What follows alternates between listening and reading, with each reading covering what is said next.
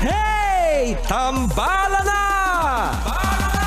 At eto na sila, ang nag-iisang masugid na tagahanga ni Nicole Yala. Chris Chuper! Kasama ang nag-iisang die-hard fan ni Chris Chuper. Nicole Yala!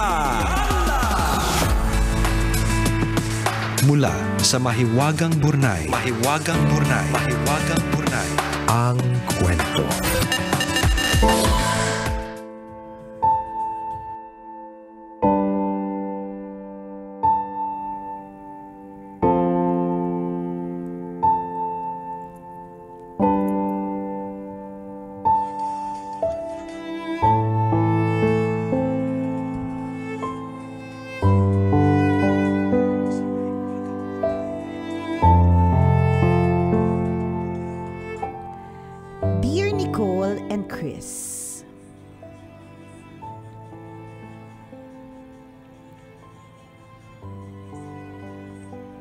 Sandali lang.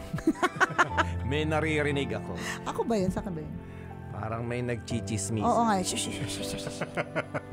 Katakot. Last day na ng ghost month, partner. Oh. Baka yan yun. Papaalis na sila, sabi nila. Magpaalam na tayo sa mga taga Madlang Lupa. Ano tawag doon? Sa mga katawang lupa. Oo. Magpaalam na tayo. Madlang Lupa ba yun? Katawan lupa, di ba? Oo. Pagpaalam tayo sa mga katawan lupa. Ayan. Dear Nicole and Chris, ako si Kay, avid tambalanista since 2005. Paalis pa lang ako ng bahay, nakakabit na yung earphone sa tenga ko hanggang makarating ako sa work. From earphones to headphones, jeep to my own car, kasama ko kayo araw-araw. I wrote to share my story, and maybe may mga tambalanista ang kailangang marinig ang kwento ko. I married my high school boyfriend after college. We were a perfect match. Magkasundo kami sa lahat ng bagay, pagkain, hobbies, at marami pang iba. Wala kaming pinag-awayan sa haba ng panahon naming magkarelasyon. My husband owns a hardware store kaya hawak niya ang oras niya. On our second year of being married, habang nagtatrabaho ako, iba pala ang tinatrabaho. Minsang naiwan ang wallet, picture ng ibang babae ang nakalagay sa loob. Minsang nakatulugan yung cellphone niya sa unan ko, nakita ko ang napakaraming messages, pictures, at videos ng iba't ibang babae. I was shocked. And my world na akala ko ay perfect, crumbled before my very eyes. I did not confront him. I did not tell anyone. Sinarili ko ang sakit na dulot ng pangangaliwa niya. Umiyak ako ng palihim at mag-isa. After a few weeks, I filed for an indefinite leave. Iniwan ko ang anak ko sa parents ko and I flew to Singapore. 1 week after, he texted me. Nakikipaghiwalay. He blocked me right after. Umuwi ako sa bahay namin pagbalik ko from Singapore. Sabi ko sa kanya, ayusin namin. Ayaw na daw talaga niya kahit ano pa ang gawin ko. Kapag tumira daw ako doon, hindi na daw siya uuwi. Wala akong makitang dahilan ng biglang pagbabago niya maliban sa pera. Maliit lang kasi ang sweldo ko. Gusto niyang yumaman ng madalian kaya iba't ibang taong literal na ginagamit niya para sa pera. Tuluyan na kaming naghiwalay. My daughter and I moved back to my parents. After 2 years, he filed for an annulment. Doon ko napagtanto na hindi na talaga kami magkakabalikan pa. After a few years, I met a guy named Joseph. Na-assign kasi ako noon sa probinsya kaya I stayed in hotel. Siya yung anak ng may-ari ng hotel. We became friends. Kapag nasa Manila ako, dumadaan siya to say hi or ask me out for lunch. He was my steady date kahit sobrang dalang. We'd text and call each other pero hindi naman kami. Hindi ko pa kasi kayang pumasok sa panibagong relasyon. I hid my feelings for him and I decided to let him go. My annulment was granted after 7 years. Sabi ko kay Lord, kapag 30 years old na ako at wala pa siyang pinapadala, ayoko na.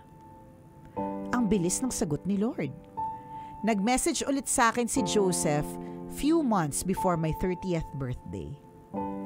This time, hindi na ako nagpatumpik-tumpik pa. Sinagot ko si Joseph at naging kami. 7 years na kami ngayon.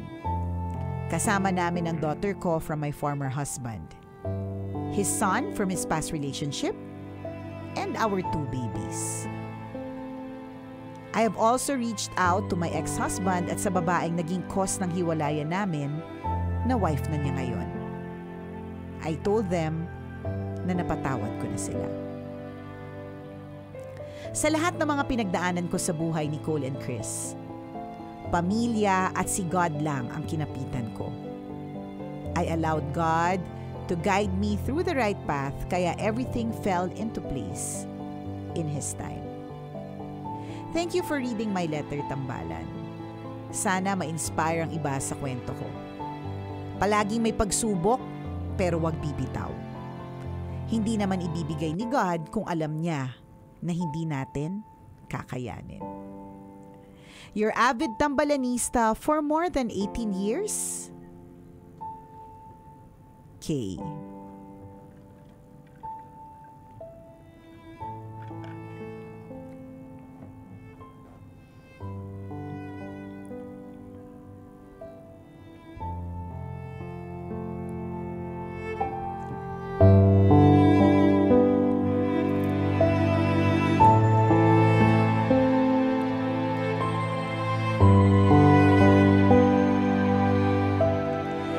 Hello sa'yo, Kay, na nagkaroon ng second chance at love. Wow!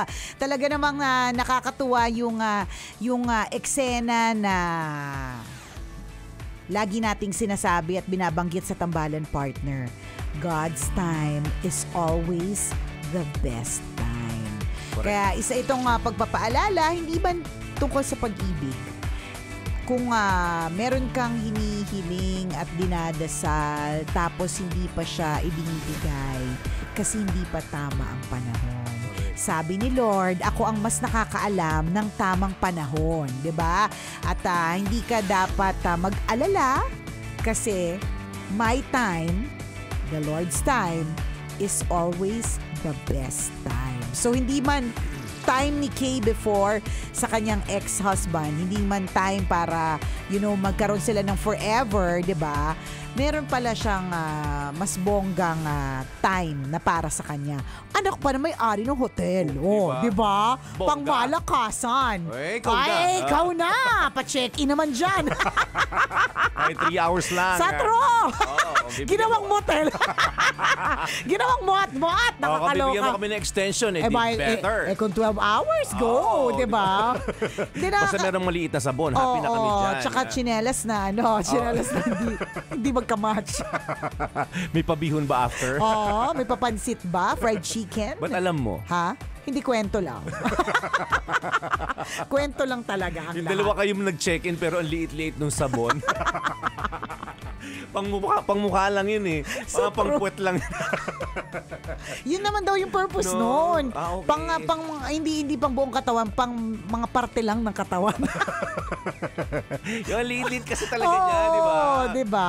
Huwag malaki lang ng konti sa how-how yun. Gano'ng kalaki ba, partner? Ganito lang yun, no? Galing. Ang dami mong alam. Malaki pa ng konti sa how-how. Oy, only 80s kids know.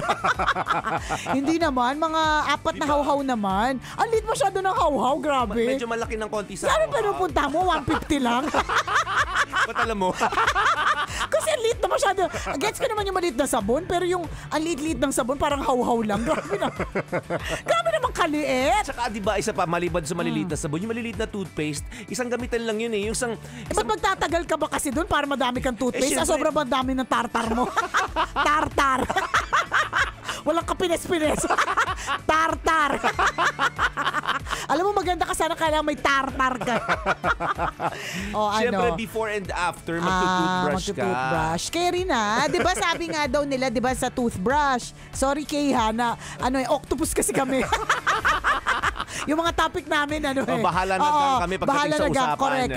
Yung, di ba yung toothbrush, kaya nga daw yung toothbrush, di ba may color yung bristles. Tapos yung kunyari yung gitna, may color. Ano daw yun? Yun daw yung, ganun lang daw kakonti dapat yung toothpaste. Hindi depende yun, depende sa bahon ng hininga mo. Kaya nga, depende nga sa tartar. So, pero problema mo ba ito dahil tartarin ka? Tingahin kasi ego eh. Tingahin. Baka may matransfer. Sa bagay. Diba? Sa kahalika mo. Bakit parang may sumabit na malunggay? Bakit may munggo? Sino yan naman yan? Nilunok niya. Laman siyan din yan. Anyway. So, diba? Balik tayo. Octopus. Diba? Usapang octopus na maraming galamay. Balik tayo sa unang galamay. So, yun, diba? Kay, isipin mo, naging anak pa ng may-ari ng hotel. Diba? Yung iyong napangasawa. Kumbaga, napabuti pa. Tapos, ang ganda din ng sitwasyon kasi meron din siyang anak from his past relationship. May anak ka din sa past relationship mo. So, it's a tie, diba? It's not a prank. It's not a scam. It's a tie. Feeling ko tayo lang yung natawa. Sorry na. Tawa-tawa kami, bakit? Kasi tawa-tawa kayo. Tawa-tawa na rin ako. Hindi ba? It's a tie. Kumbaga parang match na match talaga sila. Tsaka yun talaga yun eh. Yung tamang oras para sa atin. Lagi po natin tatandaan na yung mga hinihiling po natin ay ibibigay po sa atin ng Diyos sa tamang panahon. Pero syempre, huwag tayong makakalimot na magdasal. And it's always very good to be honest with your feelings kay Lord pag nagdadasal ka. Na katulad nito, 'di ba? Naku Lord pag ito pag umabot pa ako ng 30 tas walay na. Sinasabi ko sa iyo ayoko na, 'di ba? And that is you na kahit medyo pala decision ka sa mga sa mga bagay-bagay. That's also you expressing your feelings eh. That's also you talking to God as a friend. Na hoy pag ito sinasabi ko sa iyo, 'di ba?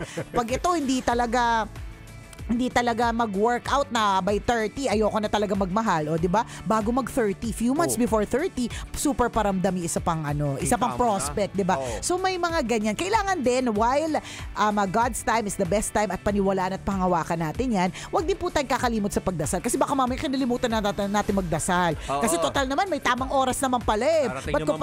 Dadating naman pala, ba't pa ako magdadasal? Magdadasal din po tayo. Mahalaga po talaga yan. Agree ako doon. Maganda nakakarinig tayo ng ganito klase ng kwento mga kaibigan. Lalong-lalo na kung may pinagdadaanan kang problema. Minsan, nadidinig naman natin to. Hindi naman to yung first time na sinabi ng tambalan that God's time is always the perfect time. Diba? Pag ninamnam mo yun, minsan magkakaroon ka ng hope, magkakaroon ka ng pag-asa sa buhay. Diba? Kung ano man yung pinagdadaanan mo ngayon, tingnan mo. Itong problema, malamang itong problema ni Kate. Yes, Kay. Kay, nung nandoon siya na nasa lugmok siyang pagkakataon, nasa rock bottom ng kanyang problema, hindi niya maiisip na God's time is always the perfect time. Hindi. Malamang matinding pain and sadness yung nararamdaman noon. Kaya lang nung nakita na natin na buo yung story na, yan. di ba? Na parang, ay kung nangyari ito sa kanya, malamang ito rin yung mangyayari sa akin, maniwala lamang ako. Di ba? Putting God at the center of my life. Always. Napakaganda nung statement na yun eh. Ginamit niyang laging nasa sentro ng kanyang buhay ang Diyos na nanalig siya na hindi siya pababayaan. Correct. Pero at yun naman talaga ang totoo, di ba? Correct. Hindi talaga sila pinabayaan. Minsan may pagkakataon kasi tayo na kapag problemado tayo, feeling natin abandon tayo. Feeling natin na kinalimutan na tayo. Yes, wala na nagmamahal sa atin, wala tayong karamay. Pero pag inisip mo, nandyan yung pamilya mo, mga kaibigan mo, at nandyan ang Diyos para sa'yo, everything will be alright. Diba? Magandang itanim sa ating puso at isipan, mga kabisyo, na kung ano man ang pinagdadaanan mo ngayon, kung ano man yung nawawala sa iyo ngayon, laging may kapalit yan na mas higit pa sa mawawala. Correct, diba? Pagkakataon na bagay, laging may kapalit. Kasi kumbaga, yung kung ano man yung pinagdadaanan mo na matindi, wala lang yan kumpara sa ipapalit din na mas matindi. Yes, di ba? Yun yung pag nakita mong buo yung kwento ni Kay, ganun din yung posibleng mangyari sa'yo. Maniwala ka lang. Correct, manalig ka lang talaga. Alam mo, tama ka dun sa sinabi mo, partner, na this story is perfect for all those people na meron talagang pinagdadaanan. Oo, na hirap intindihin ang mga bagay-bagay, di ba? Malamang nararamdaman mo lang talaga ngayon matinding lungkot, matinding pangungulila na parang feeling mo wala kang karamay. Correct ka, di ba? Pero meron.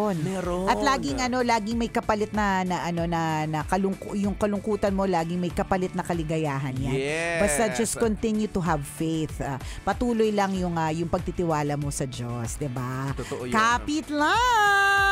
Maniwala ka. Ang ganda naman ng eksena ni Kay. Kaya nga, 'di ba? Kapag ganyan bakit kaya tinanggal sa akin yung trabaho na yun? O bakit kaya hindi sa akin binigay yung promotion na yun? O bakit kaya hindi na close yung deal sa client? In-effort ko naman, 'di ba? Yung pala kasi meron pala mas matinding dahilan. Pandemic, may mga iba ganun. Correct. Bakit kaya nag-pandemic na kinailangang magtanggal ng mga tao sa opisina namin, 'di ba? Tapos yung pala yun yung magiging dahilan para maging boss ka of your own business. Maraming kwentong pandemic na ganyan na mas napaganda pa at mas napabuti pa kasi mas maganda pa yung kita nila. 'Di ba? Yung mga ganon. Pero matindi yung tinanggal, matindi yung inalis. Sa totoo lang, magque-question ka din, magtatanong ka din, 'di ba? Pero meron palang mas magandang kapalit. So magtiwala lang po tayo. Let's all have faith. Yung nangyari kay 'di ba, nung nasa matinding problema siya, nasa kalagitnaan ng matinding problema, 'di ba? Yung nakita niyang niloko siya ng asawa niya, nakita niya ang daming ka-message, may mga picture pa ng babae sa wallet. 'Di ba totoo, no? It's all but normal na syempre makaramdam ka ng galit at saka lungkot and betrayal. Normal 'yun. Pero kung titingnan din natin, no, magandang din yun, magandang sitwasyon din na nangyari sa kanya. Bakit? Kasi inihain na sa iyo yung problema. Correct. Meaning, problema yung asawa mo, nag-decide siyang lumayo, hindi na mag-text. Inilayo ka na ng tadhana ng Diyos sa problema. Tama. Diba? Kasi the rejections are actually redirections. Diba? Kung titingnan natin para noon na bakit niloloko ako. Pero ang pagkakataon pa lang yun ay binigay na sa'yo para makapag-decide ka na hindi ito yung taong para sa akin. Kasi kung tumagal pa, ibig sabihin matagal kang lulukuhin. Correct. Diba? Ano ka pa naman? Matagal kang sasaktan. Totoo, si Kay tahimik lang, di ba? Sinasarili lang ang mga bagay-bagay. Diba? O ganun ka pa naman. Baka mamaya isang araw, kinakain mo na yung sarili mong anit, di ba? Kasi nabaliw ka na kasi nagsasarili ka. Yes, kumbaga, in a way, maaga pa lang sinave ka na from further hurt. Yes. Di ba? Kaya mabuhay ka, Kay, at ang iyong pananampalataya. Ayan. Salamat na marami sa pagtutak this Feel Good Thursday. Muli ako po si Nicole Yala. At ako naman si Cambio King Chris na nagpapaalala, walang matatag na relasyon sa malanding may determinasyon. Yun!